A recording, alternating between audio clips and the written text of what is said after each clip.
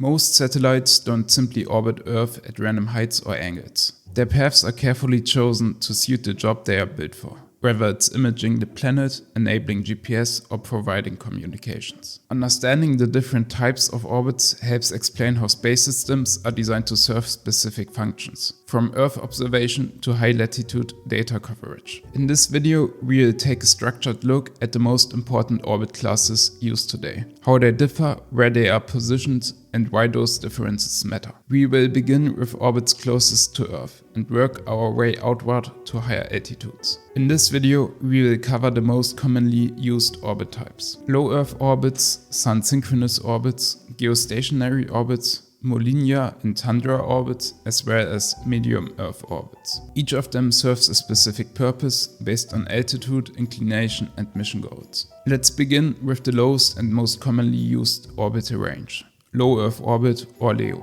Low Earth orbit refers to satellites orbiting relatively close to Earth, typically within 2000 kilometers of altitude. At these altitudes, a satellite takes around 90 minutes to complete one orbit. The low height offers clear advantages: lower launch energy, quicker revisit times, and higher resolution imagery. The closeness allows instruments, such as cameras or radar, to capture finer details with higher accuracy. It also means that data can be transmitted to the ground with lower power and less delay, which is useful for both imaging and low latency communication applications. Next, let's look at the more specialized orbital type, often used for imaging and environmental monitoring: the Sun-Synchronous Orbit. A Sun-Synchronous Orbit is a near-polar orbit that maintains a consistent angle relative to the Sun. This means the satellite passes over each point on Earth at the same local solar time, ensuring that the lightning conditions stay nearly identical on each pass.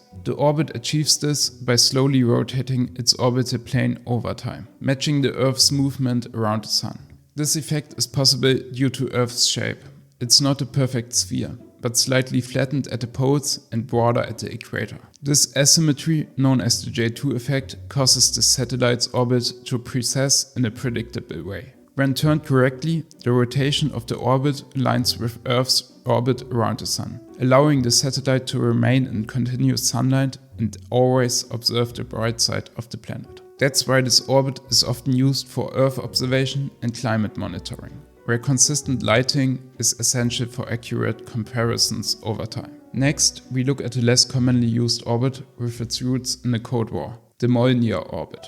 It was developed by the Soviet Union to maintain reliable satellite coverage over high northern latitudes for spy purposes, something geostationary orbits couldn't provide.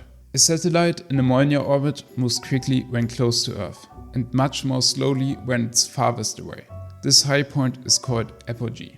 By placing the apogee over the northern hemisphere, the satellite can spend most of its time hovering over that region, despite not being in a stationary orbit. Molniya orbits typically have an inclination of about 63.4 degrees and an orbital period of 12 hours. This setup ensures that the satellite returns to the same overhead position every day at the same time. To provide continuous coverage, 2 or 3 satellites spaced apart are needed in this orbit.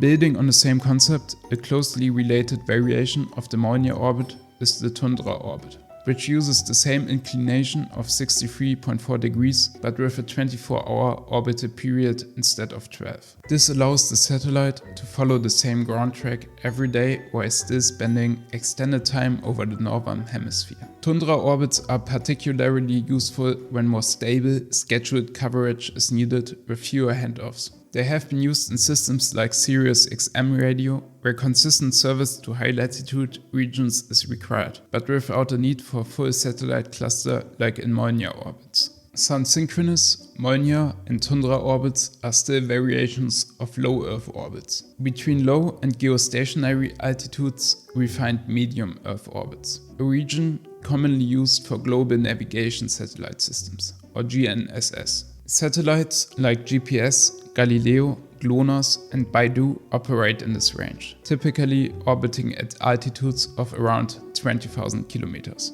MEO is generally defined between 2,000 kilometers and 36,000 kilometers height.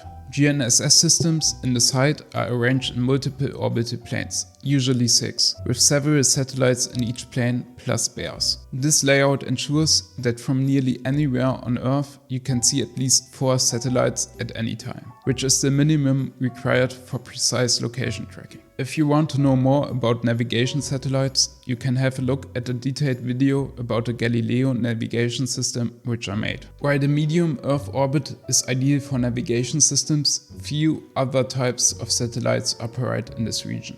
One reason is the presence of the Van Allen radiation belt, which encircles much of the MEO zone with high energy charged particles. They are trapped by Earth's magnetic field. Prolonged exposure to this radiation can damage satellite electronics and degrade performance over time. Navigation satellites are specially designed with shielding and redundancy to handle this environment. But for most other missions, like communications or Earth observation, it's more practical to place satellites either below the belts in LEO or above them in GEO. Now let's move farther out to one of the most well-known and widely used orbital types, the geostationary orbit.